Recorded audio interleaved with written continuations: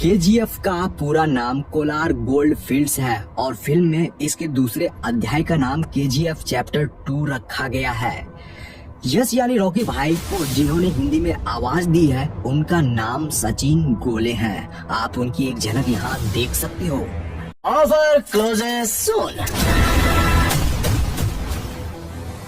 KGF chapter 2 के director Prashanth Neel sir ने Kolar gold fields में सोने की खानों को दिखाने के लिए हाईटेक टेक्नोलॉजी के साथ साथ वीएफएक्स यूज किए थे। लीड कास्ट के अलावा इस फिल्म में 800 से ज्यादा जूनियर आर्टिस्ट को लिया गया जिन्हें आप यहाँ देख रहे हो।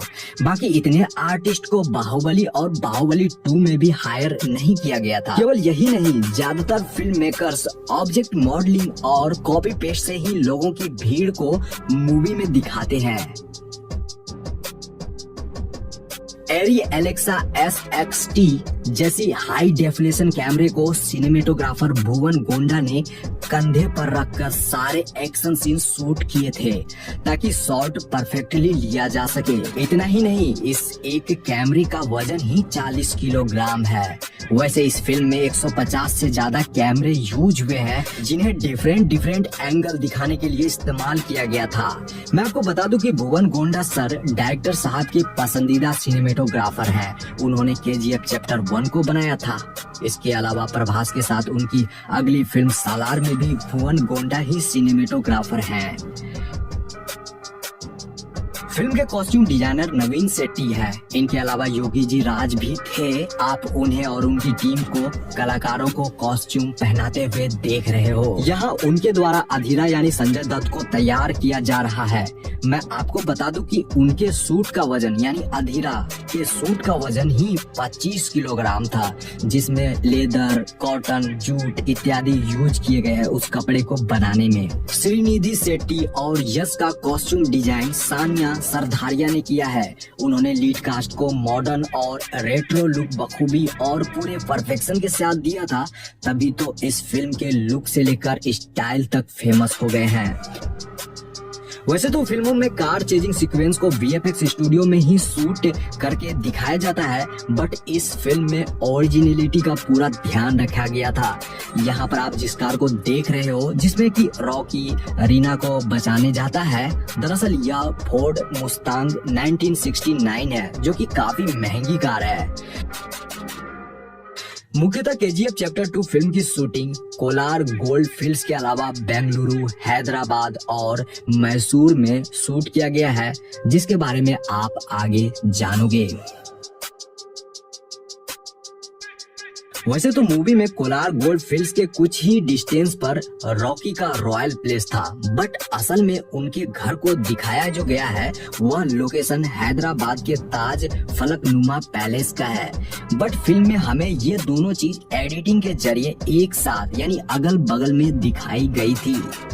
मूवी का यह सीन उस समय का है जब रॉकी को देखकर लगता है कि वह अब सब कुछ हार चुका है, बट वह इनायत अली से डील करने दुबई चला जाता है। तो वहाँ जो बीच वाली लोकेशन पर यह वाली शूटिंग आप देख रहे हो वह एक्चुअली इंडिया का ही लोकेशन है। कर्नाटक के पाडुकेरे बीच के मलबे में इस वाले सीक्वेंस की शूटिंग हुई थी। अब क्लाइमेक्स के इस सीन को देखिए। आपको क्या लगता है कि क्लाइमेक्स बनाना कितना डिफिकल्ट होगा? फिल्म मेकर्स ने अपने टोटल बजट का 15% हिस्सा क्लाइमेक्स के लिए ही बचा कर रखा था, यानी सिर्फ क्लाइमेक्स पर ही 12 करोड़ रुपए खर्च कर दिए गए थे। एंड लास्ट वाला फाइटिंग सीन है जहां पर अधीरा और रॉकी को लड़ते हुए दिखाया गया है, जो कि काफी दमदार फाइटिंग सीक्वेंस में से एक है। तो इस जगह पर दोनों ने दमदार फाइटिंग तो करी है, बट जानकर आपको अच्छा लगेगा कि इस एक्शन सीन के लिए ना तो यश और ना ही संजय दत्त ने कोई डबल बॉडी इस्तेमाल किया है, यानी कि यहाँ कोई भी डबल बॉडी नहीं है।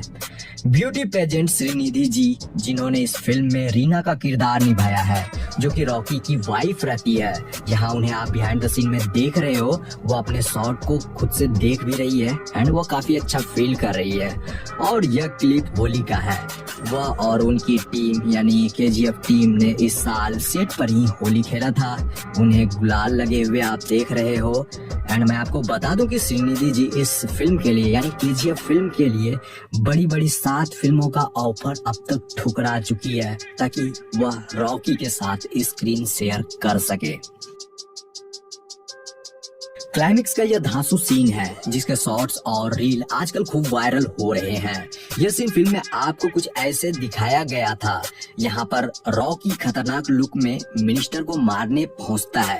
तो फिल्म में दिखाए जाने वाला यह सीन एक रियल लोकेशन का है, यानी कि इसे वीएफएक्स स्टूडियो में बनाया नहीं गया था, बल्कि यह लोकेशन मैसूर के इन्फोसिस कैंपस का है जो कि कर्नाटक में स्थित है। इस जगह पर AK-47 की ढेर लगी हुई है और यहाँ पर कुछ पुराने जमाने की जीप और एम्बेसडर कारें भी दिख जाएगी आप लोगों को। तो यह इसी शूटिंग लोकेशन का BTS है। यह इन्फोसिस कैंपस मैसूर का बाहरी एरिया है। इस जगह हैंडसम रॉकी भाई का प्राइम मिनिस्टर रमिका सेन से पहली मीटिंग होती है जिसका BTS आप यहाँ देख रहे हो। इस जगह पर रॉकी रेड कलर के सूट में नजर आए थे जो कि इन दिनों काफी ट्रेंड कर रहा है। इस तरह के कॉस्ट्यूम, इस तरह का आउटफिट आजकल लड़के खूब पसंद कर रहे हैं। यहाँ वो काफी हैंडसम लगे हैं। तो मैं आपको बता दूं कि यह इन्फोसिस कैंपस मैसूर के अंदर का ही एरिया है। पहले बाहर वाला एरिया जो आपको मैंने अभी दिखाया एंड ये उसके अंदर का है। ये काफी प्राइम लोकेशन है। आप इस जगह को देखकर भी खुद समझ सकते हो। आप लोग यह लोकेशन देख रहे हो, असल में यह KGF यानी कोलार गोल्ड फील्ड्स का लोकेशन है। इसी जगह पर मूवी का 50% हिस्सा बना है।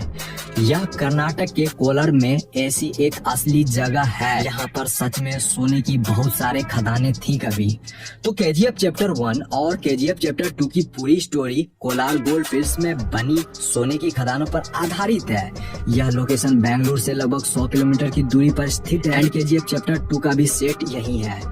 वैसे तो KGF की स्टोरी काल्पनिक है, लेकिन कहीं न कहीं इसे आप लोग रियल कोलार गोल्ड फील्ड से रिलेट कर पाओगे। साल 1981 की प्राइम मिनिस्टर रमिका सेन यश को इंडिया का सबसे खतरनाक क्रिमिनल बताकर उनके खिलाफ डेथ वारंट सिग्नेचर करती है। लेकिन उससे पहले यश गरुड़ा को मारकर कोलार गोल्ड फील्ड के ऊपर अपना साम्राज्य खड़ा कर लेता है और फिर कोलार गोल्ड फील्ड से निकलने वाले सोने को अपनी मन मर्जी कीमत पर वह बेचता है। रियलिटी से भी आप लोगों को रूबरू करवाऊं तो 1979, 1980 और 1981 में गोल्ड की रेट बहुत तेजी से बढ़ी थी। 1902 में कोलार नामक इस जगह पर गोल्ड माइनिंग शुरू हुई थी। माइनिंग के लिए बड़े बड़े इक्विपमेंट्स लगाए गए थे। उस समय ब्रिटिश की हुकूमत थी जिससे कि उन्होंने भारत में गोल्ड माइनिंग के लिए एक डैम बनवाया जिसे कावेरी डैम कहा जाता है। तो इस डैम से काफी मात्रा में बिजली उत्पादन की जाती थी। मैं आपको बता दूं कि तब एशिया में कुछ ही चुनिंदा देशों में इलेक्ट्रिसिटी जैसी कोई चीज आई थी, जिसमें सबसे फेमस था जापानी पावर हाउस जो कि आसपास के देशों को बिजली प्रोवाइड करता था। कावेरी डैम से इतनी ज्यादा इलेक्ट्रिसिटी प्रोड्यूस होने लगी कि आसपास के शहरों को भी इसका फायदा मिलने लगा था। यही वह बड़ी वजह है जिससे कि बेंगलुरु देश का सबसे पहला बिजली संपन्न शहर बन गया था, जो कि फैक्ट भी है। तो जैसा कि मैंने कहा कि यह लोकेशन रियल है।